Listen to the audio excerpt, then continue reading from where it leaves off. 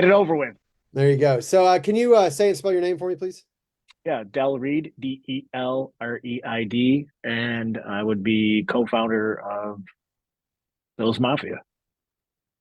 And so looking at, I mean, look, this is not the first time that Buffalo and Chiefs fans have done something like this, obviously. You guys have supported us in the past, and Kansas City fans supported Oshai. Am I saying that right? Mm-hmm.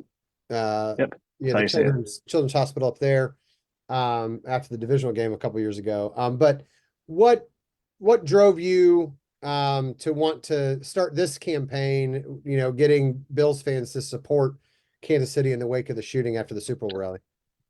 Well, I honestly can't take too much credit for it, to be honest with you. Obviously, when something like this happens, the first thing you think of is how can I help, or what can I do to assist the people in this situation. And I had a couple people tweeting at me, but didn't you? I never want to just like rush in to something like this and say this is what we're doing. You want to kind of like wait and see what people on the ground there, how what they're suggesting. And there's the Chiefs memes, the Chiefs MMZ Twitter account. Um, I've gotten to know that gentleman a little bit over the past couple of years, like you mentioned, after the divisional game that the Bills should have won.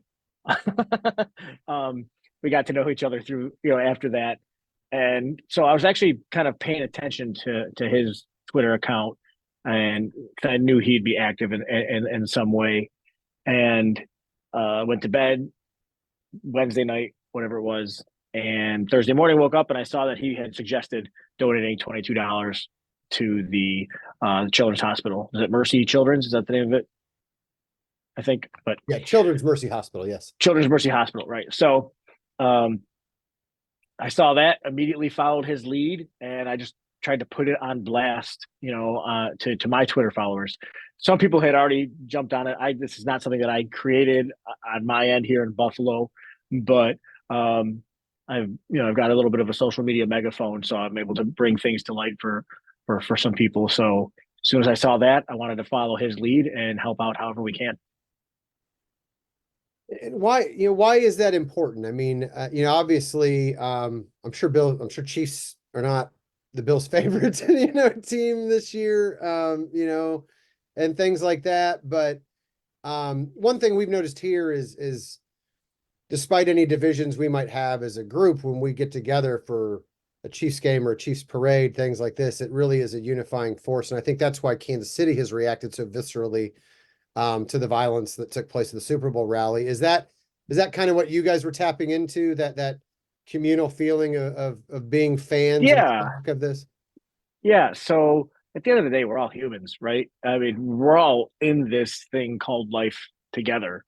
And if somebody's hurting just because they cheer for the wrong team, you still want to help however you can. Um, Actually, it's kind of funny. Like, just go on a quick tangent. I don't know if this will be usable in your interview or not, but this past year, I was voted Bills Fan of the Year. The NFL Fan of the Year program.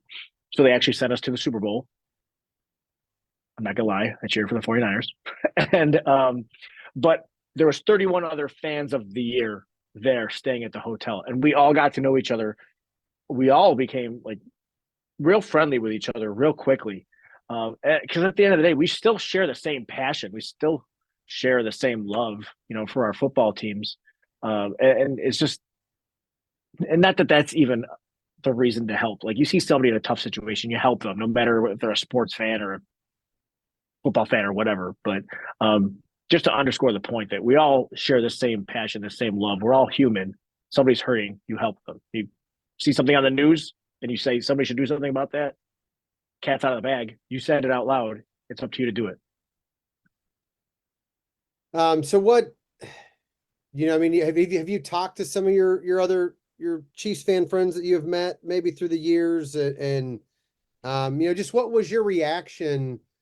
Maybe begrudgingly seeing the celebration in Kansas City, like you said, because but to put yourself in that position and think about the shift of that moment from joy and adulation to just terror. Yeah, it sucks. That sucks. And May of 2022, there was a shooting in Buffalo, and to the point where all the Bills players wore a 514 patch, their first home game that year. And that day had nothing going on. I mean, there was a Justin Bieber concert that night. I know because my wife took my daughter, but there was nothing going on that day. And that stands out so much in the Buffalo psyche now, almost 2 years later. Um, it would break my heart for Buffalo to finally have a championship parade and for something like that to mar it. It breaks my heart that it happened to Chiefs fans. I'm sure, a good majority of them there weren't at the last parade or the one before that, but it breaks my heart for something that is supposed to be, like you mentioned a moment ago, a communal celebration, and for it to end like that too. It just that sucks. I wish I had a better way to articulate it, but it just it sucks. And for there to be a loss of life, and for children to be injured, is just that's not what any of this should be about.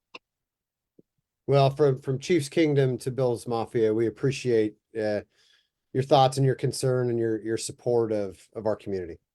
Yeah, well, it's an honor to be able to do it. It sucks that there's a reason that we have to do it, but anytime we can show love and support and let people know that are hurting, that there's people on the other side of the country that care about them, we got to take that opportunity. All right, hey Dell, I really appreciate it. Thanks for your time today, man. Hey, no problem.